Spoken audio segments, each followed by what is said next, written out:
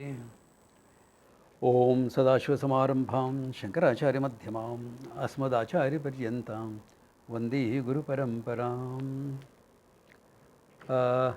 Punjabication chanting. Okay, Swami. The second verse. The Dhyanam and maybe first three verses. First, I think second we are not completed. Yeah, that's why 3, 4. Yeah, just 3, 4 verses you can chant. Okay. Which shloka? Who is it? Someone has asked this. I'm here, Jyoti. Which shloka, please? This is the Shanti mantra of Aitareya Upanishad. Chapter 1. Om Vakme Manasi Pradishtita Mano Me Vachi Pradishtitam Avir Me Yedi Vedasya Anitstaha Sudam Me Prahasi Arena Aditena Ahorhatran Santadami Rudam Vadishyami Satyam Vadishyami Tanmamavadu Tatvaktaramavadu Avatu Mam Avatu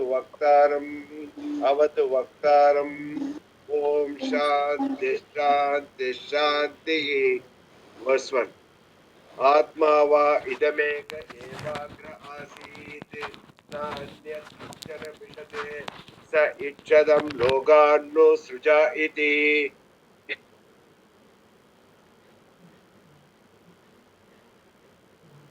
Second verse. Sai magum logan srijata amba marichihi bharat apa ada amba parena dilam jau pradishta antariksham mirichayah prithvi marah ya adasmat apah. Verse 3 also I will complete. Yeah. Sa ichada imenu lokan bhagan lokapalan srija iti sa adya eva purusham samruddhatra amurchayate.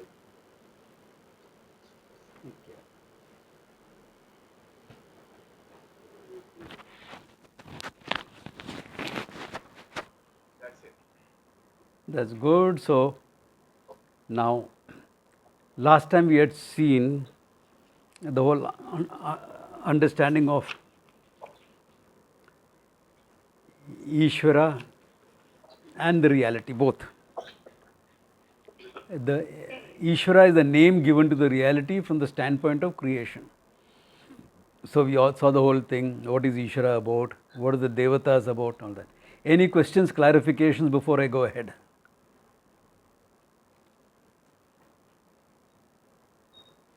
Okay. So looks like both the reality and Ishvara is clear for everyone. Okay. All right. In fact, if it is really both are clear, then Vedanta is over. Okay. Yeah. Anyway, that's why we say understanding of Ishvara is never over until I understand Ishvara is non different from me. As the pure consciousness, Ishvara and I are one and the same. So, this is the teaching of the whole Upanishad. Any Upanishad you take, basically this will be the teaching. So, for that, we will also find a theory of creation mentioned. Why is it necessary? The theory of creation is presented not to prove that there is a creation, it is actually to show that the creation is not real.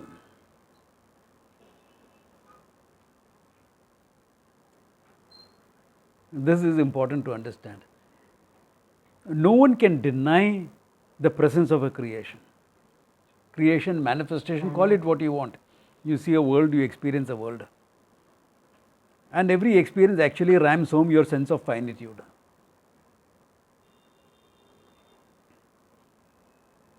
Whether it's physical, emotional. Like a lot of people are unhappy today.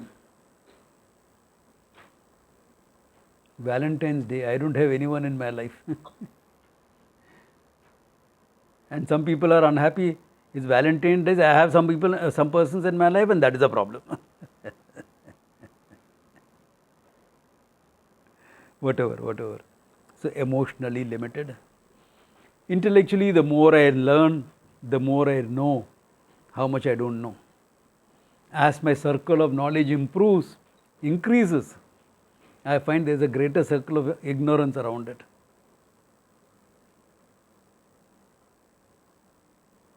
So every experience in this world rams home my sense of finitude. This being the case,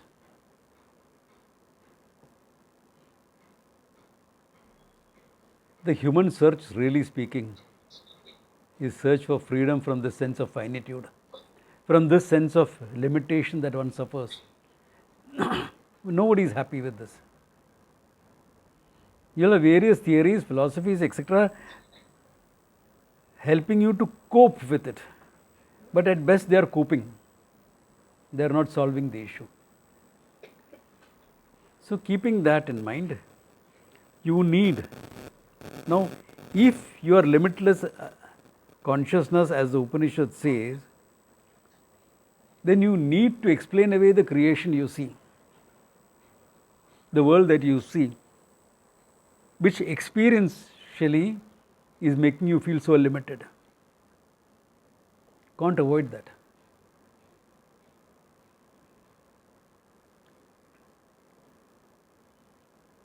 So there will be a theory of creation presented. You look at all theories of creation, dialectical, religious, scientific. Any theory propounded will always be to show that it is from one source. All the theories are to show it is from one source. Even a purely materialistic paradigm like science, materialistic in the sense that everything has come from matter. All of them, without exception, will try to show it is from one source. Even if you say, like in some religions, there are many gods and each god is responsible for something. There are religions which talk about it. They'll always talk about an over-god figure. This is always part of the game. Can't avoid that. Because somewhere, probably instinctively, thinkers are recognizing that it has to be from a single source. Because what you see is pluralistic. And you're looking for a common source then. Because it's ridiculous to say that each thing is from different things. If each thing is different, you know anyway. You know the tree is not a rock. You know the mango tree is not a neem tree. I mean, even if I don't know the names, I'll know that this tree is different from this tree.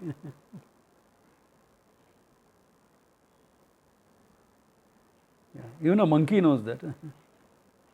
So what's the big deal? So what's the big deal of this type of knowledge?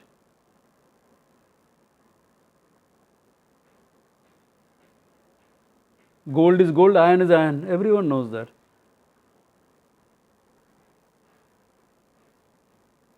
So the search always is, irrespective of the discipline, what is behind the whole thing. Because your experience shows what you see is not always true. Your own experience. How did scientific inquiry start? Why did people question whether the earth was flat or round? Because some of the experiences were not fitting in to the idea that the earth is flat. Yeah. Why when the ship is coming in, you are seeing the tall mast first? Yeah. Why are you not seeing the whole ship but small? Yeah. So all these, whereas if it is flat, you should see the whole thing, not the top first. Is the sky really curving? Yeah.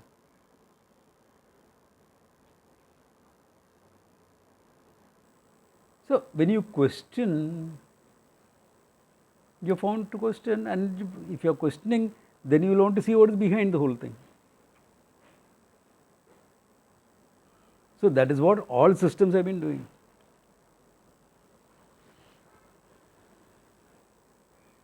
And in Vedanta, we are not bothered about what theory of creation you are using. Because in our perception, the vision of the Upanishad, what is there is only consciousness. If what is there is only consciousness, you have to explain away how am I seeing all these things. So the theory of creation is to only explain your experience. Thank you. Yep.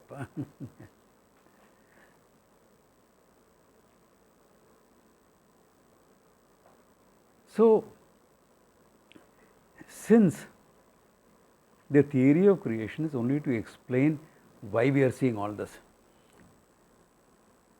because as we saw last time, if what is there is limitless consciousness, that limitless consciousness cannot become the creation. And what is there is only limitless consciousness. Then why am I seeing all this? So you need a theory to explain this. So one of the most popular theory is that Akasha, Vayu, Agni, Apa, Prithvi theory. Most common. So that is presented in different forms. Purely by observation. Okay? You will say it is non-scientific. It is not scientific. So you come with the Big Bang theory, I will use the same theory to prove the same thing. It does not matter to me what theory you are using. Whether you are using a scientific theory or a dialectical theory. No, but that is mathematically proven. Mathematics is a meta language anyway, it's nothing more than a language. We get taken up by the math, oh mathematics, there's maths behind the whole thing. Mathematics is language, a meta language. Yeah. Where a formula can express something that will require 2 pages. That's all. So for brevity you have used it. So we have such a meta language created in Sanskrit grammar also. Yeah.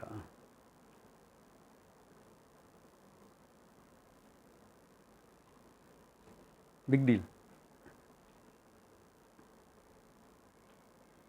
Now in all this, even if you are purely into science, if everything has come from one, including time and space, then really speaking there is no creation, there is only a manifestation.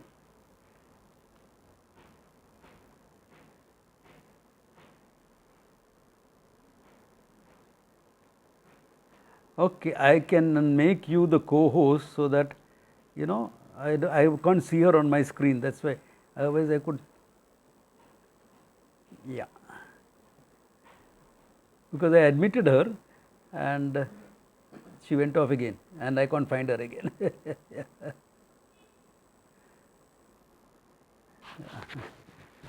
Okay. Yeah, my usual Karthik, whom I put as co-host, is not there today.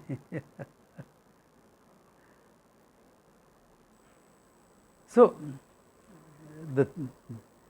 if time and space and everything in time and space has come from a single source, there cannot be real coming. There cannot be a real coming. Why? What is beyond time and space cannot change. If we are saying that this is modifications are happening, that means what is modifying is not beyond time and space. All modifications are in time and space.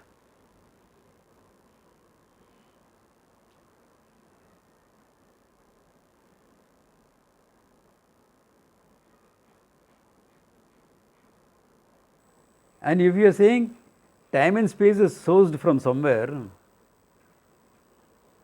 then at the best it can become a manifestation, not a creation.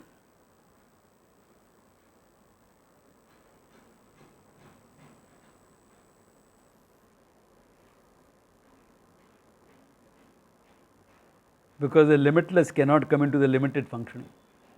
It's just not feasible. Then it is not limitless, it's limited.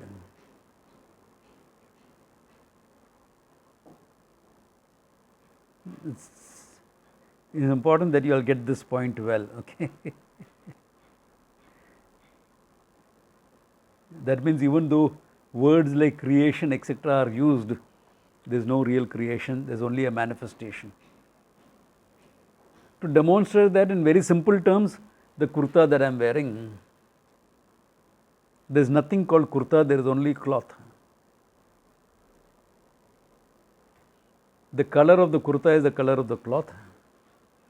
The weight of the kurta is the weight of the cloth. The feel of the kurta is the feel of the cloth. And what is it that you ladies say? Yeah, the fall of the kurta is the fall of the cloth. Where is kurta? You just give it a form. And you don't have enough cloth, it will become a kurti.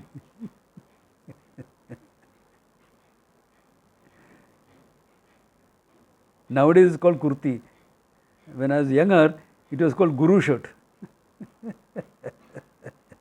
Rajesh Kannate, it is called guru shirt. Why? Because gurus wear the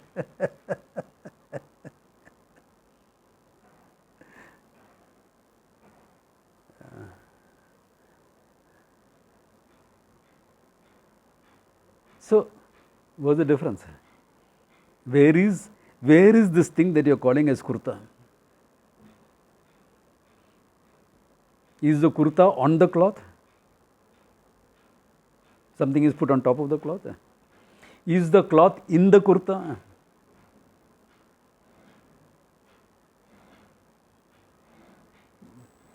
Some cause effect. Are there two things, cloth and kurta?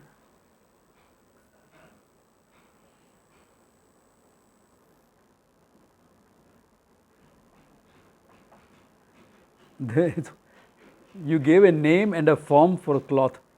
That name and form is what you call kurta. You remove the cloth, where is the kurta? Purely a concept.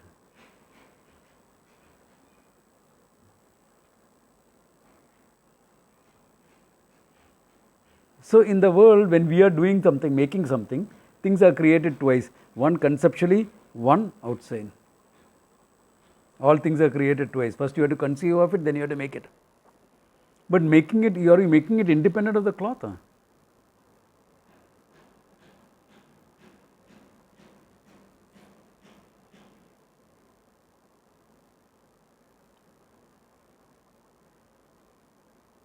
I am asking, as Guru Dakshina this month, please give me a gift.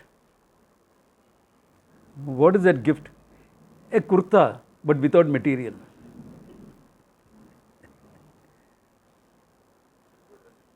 Is it possible?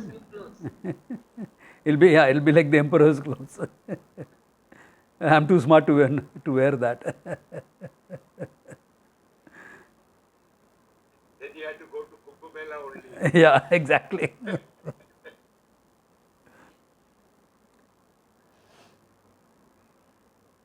So there you are. It cannot stand independent. No manifestation can stand independent of the material cause.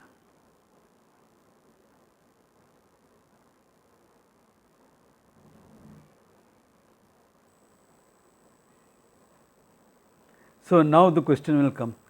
Are you making an existing kurta or a non-existing kurta? I am revising the Gita for you all, okay? Na bhavo vidyate sata, na sato vidyate bhava.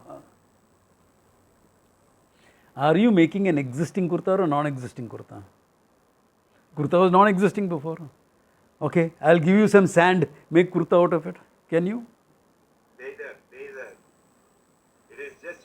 a Namarupa in this. That If means it is what? existing, you have not created anything. The If it is non-existent, you can't create something out of non-existent. So you are making an existing kurta. No, if it is existing, you don't have to make. You So what are you giving a making in Namarupa. between? You are giving only a Namarupa To what? to that cloth. That means what are you doing in creation? You are manifesting a potential. That means the kurta exists in the cloth as a potential. When you say Namarupa, what is that? Potential. Yeah. It's a potential. So all creation is only manifesting a potential, isn't it? And it can't stand independent of the material. So where is the creation? Not really there. It has got some functional validity, but it is not really there. Where is the kurta? Functional validity. But there is no kurta, there is only cloth.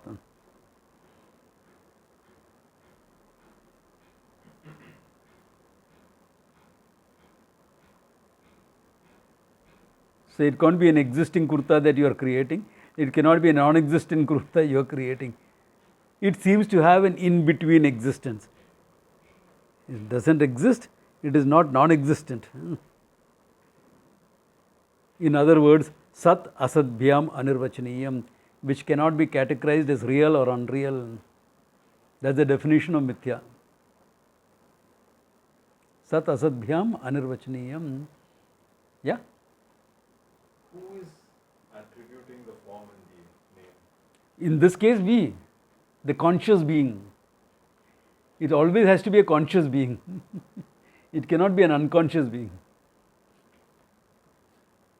Anyone who is attributing something has to have desire, will, ability to conceive, knowledge. I am the consciousness. Yeah, the conscious So being. I have desire. Exactly. So it has to be from that. Now at the individual level, also you are creating things. You are manifesting.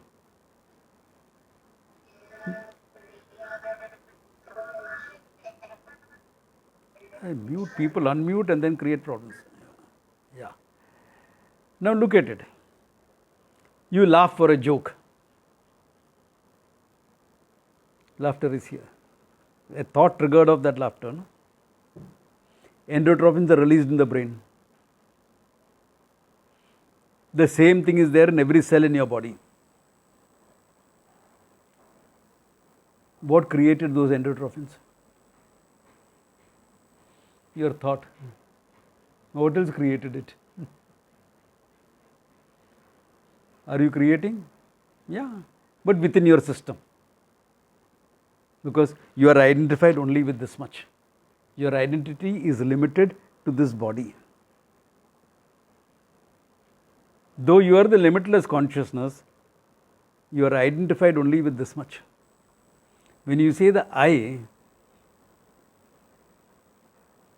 nobody says I am limitless consciousness. There's a lot of teaching, it becomes difficult for people to own it up.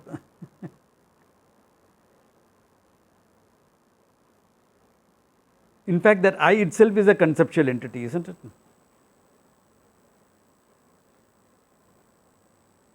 Purely conceptual. You have an idea of who you are. You are a conscious being. Conscious being means what? Jnana, Ichha, Kriya, Shakti. Capable of thinking, capable of desiring, capable of doing. On that you make a self-judgment, I am this much only. So you make a judgment about yourself on the basis of what you can do, on the basis of what you can feel and think. This is you. Luckily for us, everyone does the same thing. So we seem to be living in a very sane society, and someone like us who comes and says something different seems to be insane.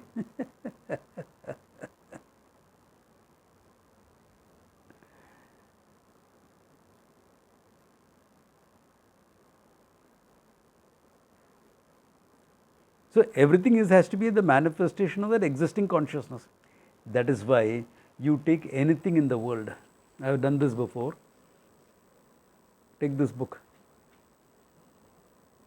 Let us look at the truth of this book. What is this thing that we are calling as book? Book? A book is because there is a binding, etc. here. Otherwise, the truth of the book is nothing but paper, isn't it?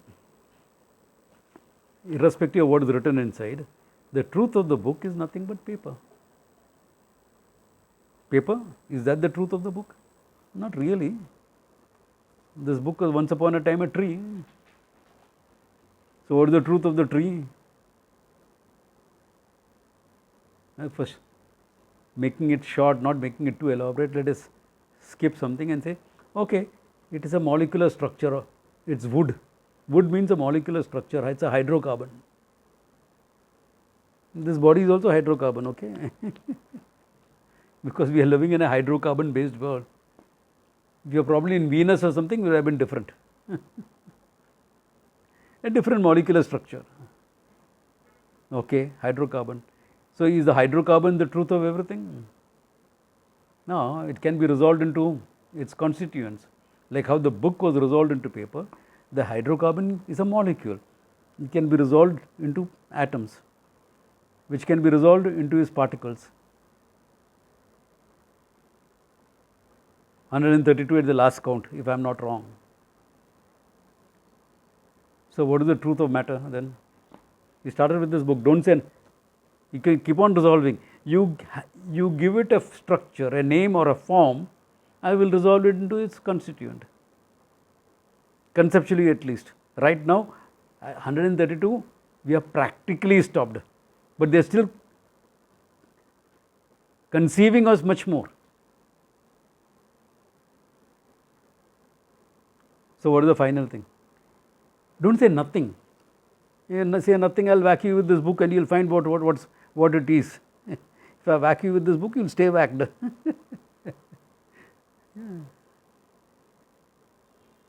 There can't be nothing.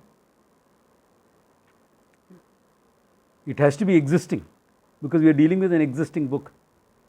It is existing, but without a form. Because form, I will resolve it. Form, I will resolve it. So, the final thing has to be formless. So, formless existence is the reality behind this book.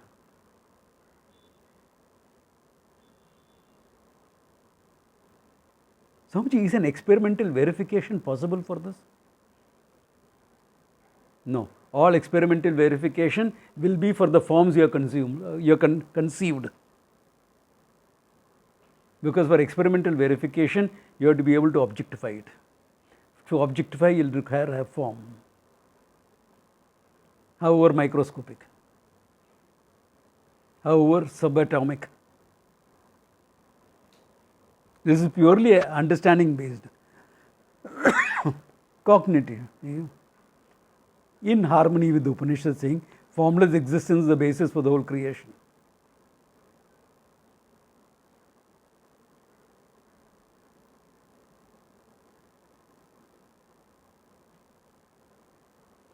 So, what does the theories of creation do? Show how from this formless existence things manifested. That you can show anyway, it don't matter. Because for me it didn't really come. Because all that is there is formless existence, which is non-different from consciousness. Because consciousness is formless, existence is formless. How many formless can be there? Remember, we are talking of formless. Formless means boundaryless. We are not talking of shapeless like the amoeba. Or if I keep going at this rate, what I will be.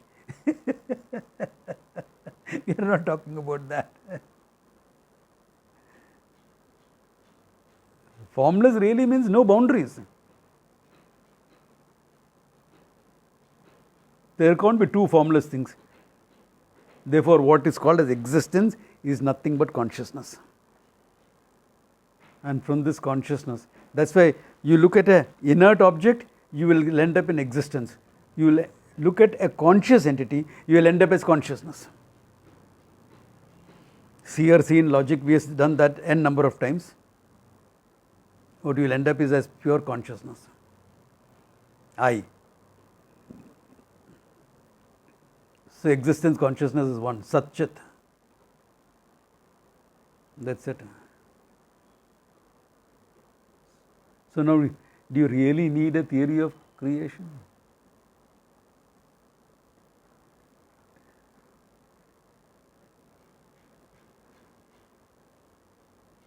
You can have any theory, it doesn't matter to me. Because the whole thing is to explain away what you are dealing with. So the most popular theory now is science, with the scientific theory. Most popular theory. That's also being questioned. The whole thing of evolution, this, that, everything is being questioned now.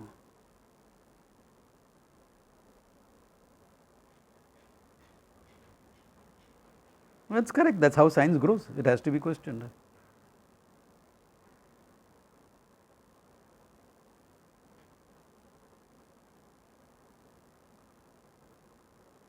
Then can science arrive at the consciousness? Not until it changes its whole definition, its whole paradigm. Why? The whole paradigm of science is observer observed. In quantum physics, that's being questioned now. Because the act of observation itself is affecting the particle. The whole question whether an electron is a particle or a wave. And the most popular answer is, when you observe it, it becomes a particle. Otherwise, it's a wave. Really? Do you mean to say the electron is a wave movement, but when you observe it, it gets self-conscious and freezes up and becomes a particle? I'm joking, okay? I'm joking. If it is a wave motion and you take a photograph of this motion, what will happen? It will freeze. You will get one shot, no? Unless this is a video. Yeah.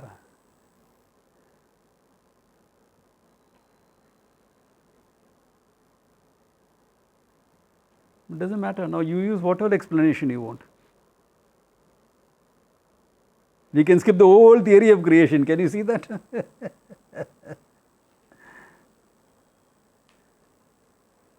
Because you need to deal with it.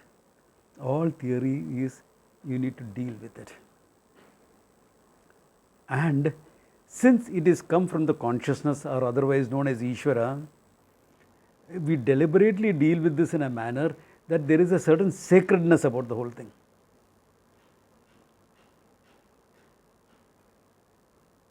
And we are deliberately doing that, okay? Because everything has come from Ishvara. I, as a finite being, is trying to understand this whole thing. How do I start? I, as a finite being, see my limitations, my struggle against the whole thing. My whole life has been a struggle against the sense of limitation that I have.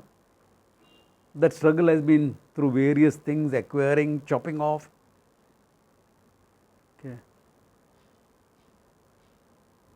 Yeah. The girl I want, the mother-in-law I don't want. So, want something, chop off something. All this the life game goes on.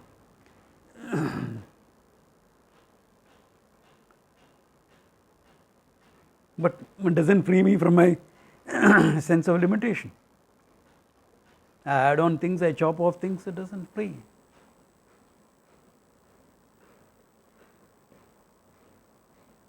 So in the Kumbh we saw some people disillusioned with their purpose. All this IIT, I am an IIT graduate, this, that, not helping. Babaji ban jayega.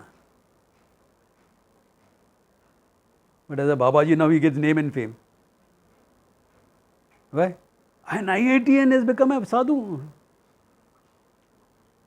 They said the same thing about me when I became a sadhu.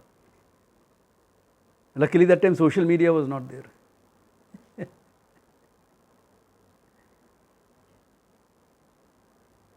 Then you fall for that.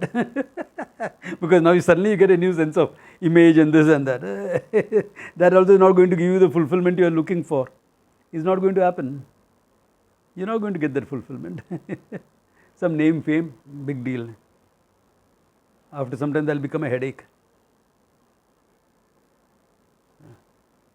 Like I am finding that now, after my YouTube videos and all going up, my YouTube videos are serious. No, many people don't see it. Only students and those who are really keen see it. But some people do, or at least they've seen me. So I'm walking on the road, I have to keep a permanent smile on my face. Because people get upset. I smiled at Swamiji, you didn't smile back. Imagine if I was famous, gadabad ho jayega. No, keep it down, keep it down. You know, gadabad ho jayega. It will become a pain. Yeah. So, doesn't help. My finitude continues. People with name and fame and all want to go and become sadhus, but sometimes it follows you. You want to give up your past, but the others will not allow you to give up your past.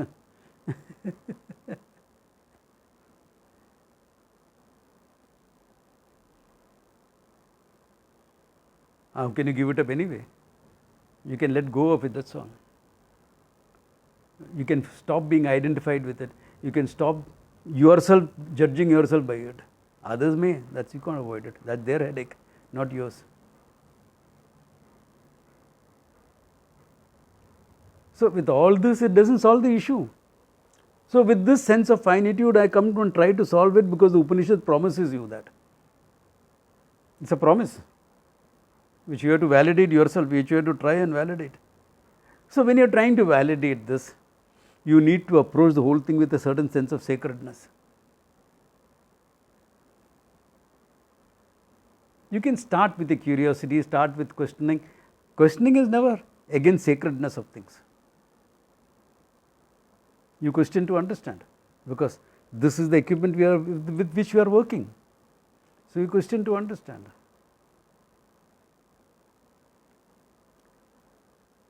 So since Ishvara is a manifestation, there is a certain sacredness about the whole thing, about everything that is there, the whole creation. So we don't look at earth and this thing as something bad, something non-sacred, and divine is something different. For us, everything is sacred. What is not sacred? Everything is a manifestation of Ishvara, so what is not sacred about it?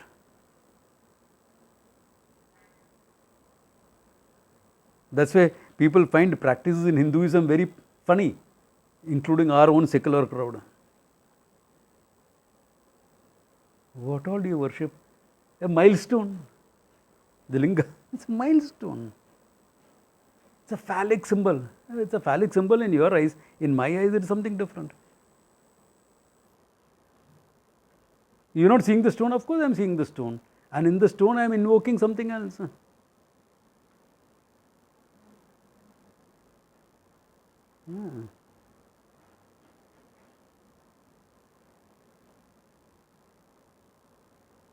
Because for me, everything is sacred. This was brought very nicely from an example in my life. Some years ago, somebody as a gift gave me a gym membership.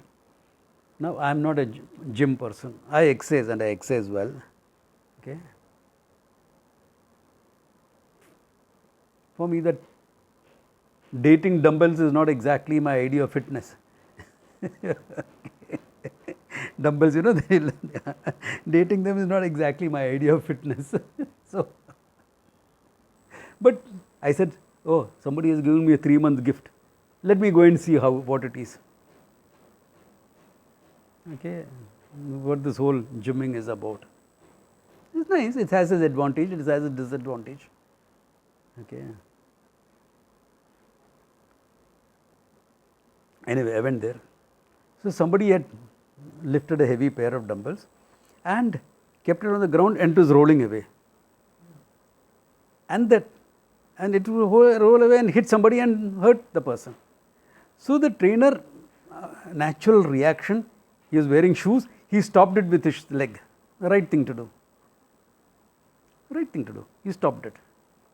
Then he lifted the dumbbell and kept it on his rack. Then he touches that person. He said,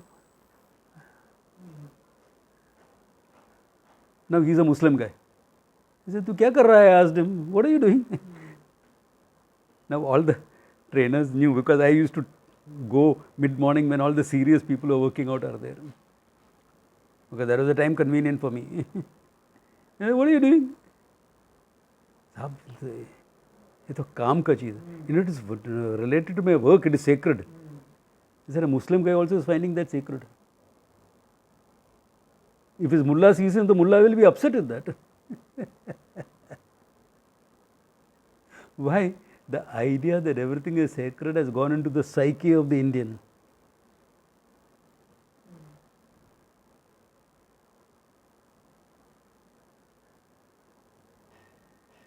I've seen hardcore leftists, communists, quietly going and when there's something important, quietly going and praying. Dravida Kazagam people in Tamil Nadu coming and taking blessings from my Guru. Anti-Hindu.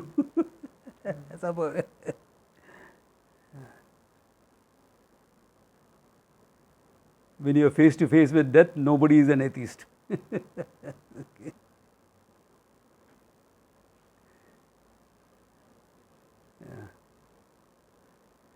All it requires for an atheist to become spiritualist, come with me river rafting in Rishikesh. From Rudraprayag onwards, that place, from there say, maja aayega. Then we will see how much of an atheist he remains by the end of the trip. I'll take him through some rapids and everything, we will know what happens then. Yeah.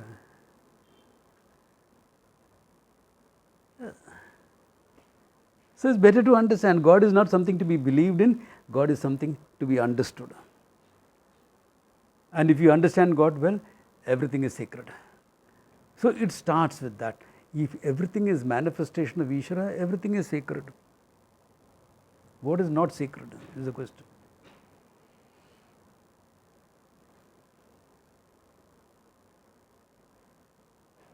You are doing a puja, you want to invoke Ganesha. And the Panditji has come and asked, Arey, Ganesh ji ka murti hai?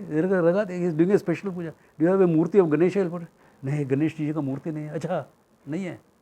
Get a coconut. Get a betel leaf, a betel nut, supari nut. That's also on there. Get some turmeric.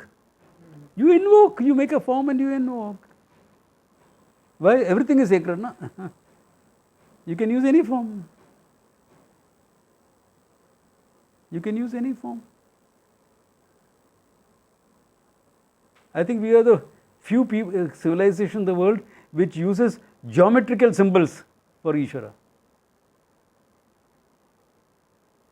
Every Devi Devata has a yantra to it. A special yantra. Yantra is a geometrical symbol. So draw the geometrical symbol in the proportion that they meant. Devi is present there, Ganesha is present there. Geometrical symbols. Which religion that you know uses a geometrical symbol for Ishvara?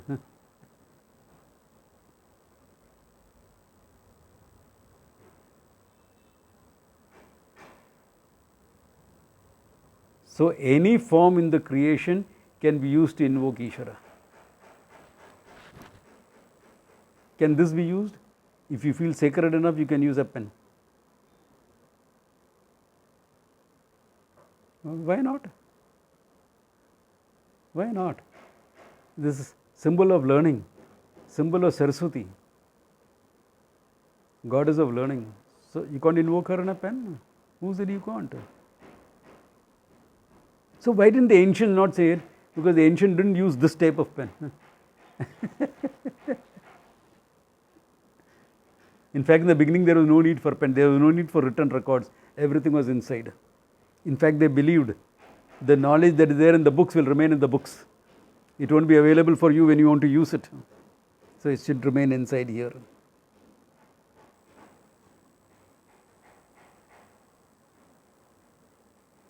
So use any symbol. What do you do for Navratri? Put all your books, stack up all the books, no? Why? Even though the book may be history book writing all about the glory of the Mughals, not about the Marathas, not about the Sikhs, not about all good. But you'll still keep it there. Why? Sacred knowledge, Saraswati is being known. And I used to bug my mother a lot. Why? I had got hold of a nice hunting knife. I would keep that also there. Ayudha Puja. She can't say no to that. How can you say no to that? You are invoking. Yeah. In weapons you invoke the Lord. Yeah, invoke the Lord in weapons. It's not always peaceful, goody things. Yeah.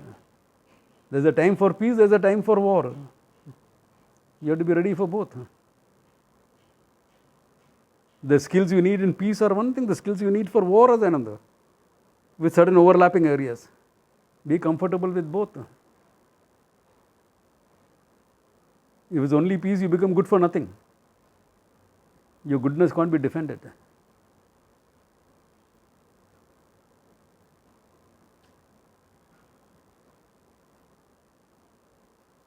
And that's the problem with intellectuals sometimes. That's why in one of our Ashir Vachanam, there's a statement, Brahmanaha santu nirbhayaha. Let all the intellectuals be free from fear.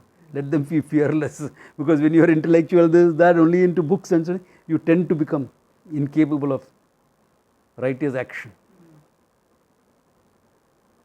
Yeah. So Brahmanaha santu nirbhayaha. It's a prayer said. Ashir Vachanam it's called. So now you have this whole. I am giving you the background for the whole. After that we can go fast over this creation theory. So there are 2-3 models, since I am going a bit elaborately here. One is, as I said, the Akasha Vayu Agni Apa Prithvi model. Is it scientific? No, it is not scientific. But the whole system of Ayurveda is based on that. Combination of Akasha, Vayu, Agni, Apa, Prithvi forms Vata, Pitta, Kapha.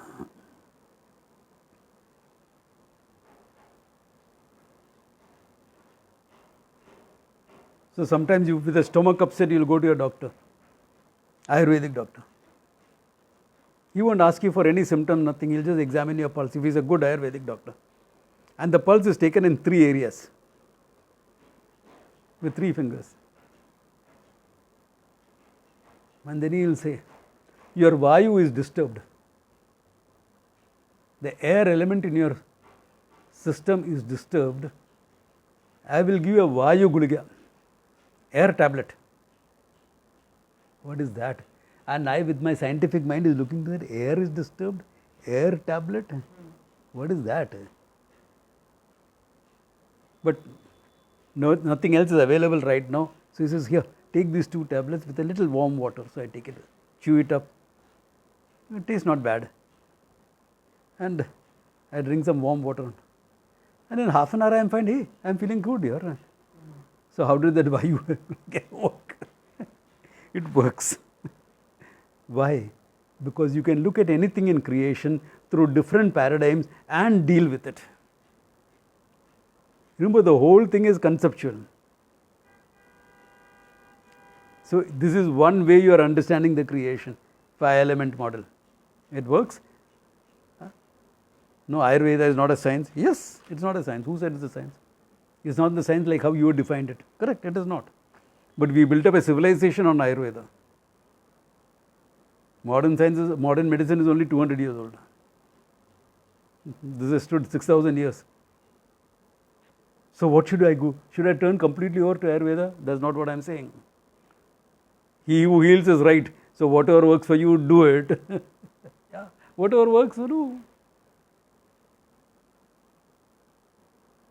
Yeah, what works, do. Yeah. But this is one paradigm. Another paradigm is purely mental projection paradigm. That is, you find we will do that in Mandukya Karika. The whole thing is a projection. Purely conceptual paradigm, like dream state. How you dream, you create a dream world. Like that, this whole creation is nothing but a mental projection. So that now science is talking about, probably this is a virtual reality, this is only a program. Science is also talking about the same language. Yeah. It's a virtual reality.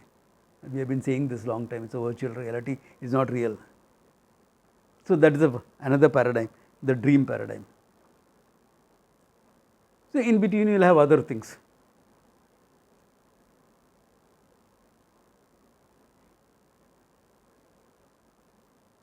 So from this the whole world has come.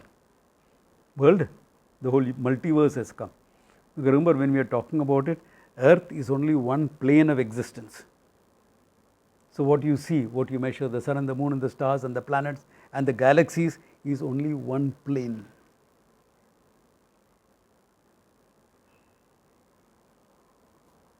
Supposed to be 14 planes. Yeah.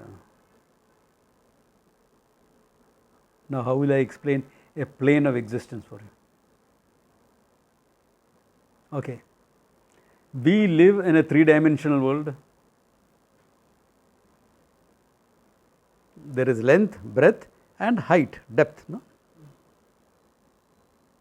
In our world, if you look at the corner of the room, you will find three lines: length, breadth, height, three-dimensional. If there is a creature living on the palm of my hand, two-dimensional creature, he will have length and breadth but no height. No? Length, breadth is there. So if I touch, how will he see me, my finger? Only as the tip. I will appear like a disc and disappear. Appear, disappear. Because the two-dimensional figure. Will that two-dimensional figure understand me, the three-dimensional one? The difference is huge. Now imagine the fourth dimension. Can you imagine, really speaking? Difficult. But let us say time is another dimension. That means like how you can move forward and backward in space, the fourth dimensional creature can move forward and backward in time. That guy can appear and disappear from my world anytime he wants. No? He just has to be 10 seconds ahead of me. No? Will I see him? I'll never catch up with him. He's 10 seconds ahead.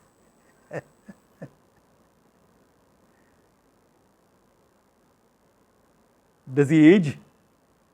Because he can move forward and backward in time. So is there aging there? Is there growth, physical? You don't know.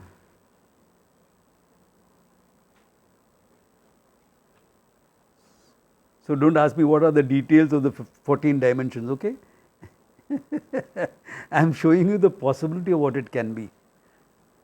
So if we go to one of these dimensions, then we'll say, aisa hai idhar, okay, okay. Do you have to communicate by words or by thought? How do you communicate?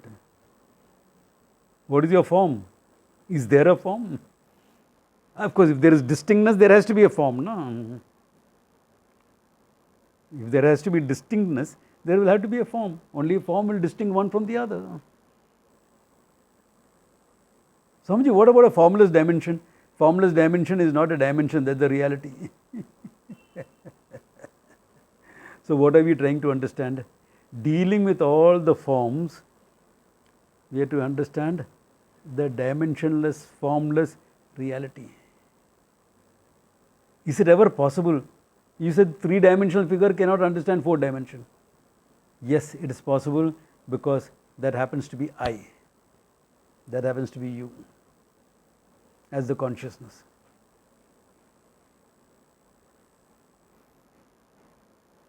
Can you see what we are trying here?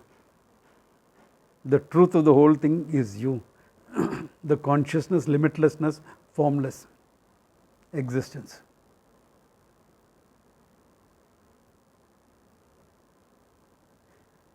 So as long as you understand the sacredness of the whole thing, that's enough. Any theory of creation is fine.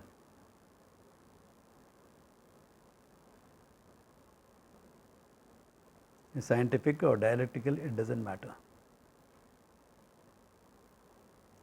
Some may be primitive because it was taught to a primitive civilization. Some may be more sophisticated because it was taught to a sophisticated civilization. some may have certain religious connotations because it was taught to bring about a certain attitude of sacredness of the whole thing.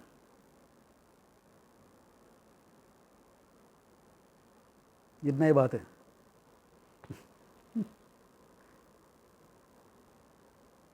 That's all that is there.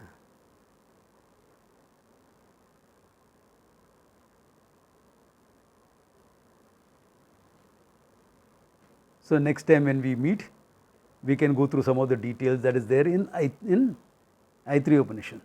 Simple. After this background, so don't say, Swamiji, today you didn't even do a verse, but next time you're doing 3-4 verses at one shot. Correct? I've given you enough background for to skip to 3-4 verses. Understand Devatas, this, that, etc. Simple. No big deal. After this, after all this background, that will become very simple.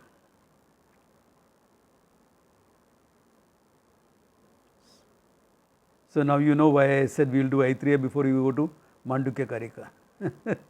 This background is not there with everyone, so I wanted to give everyone that background. Because then after Mandukya Karika, Vedanta Sara and Brahma Sutra, so that's a huge leap. Okay.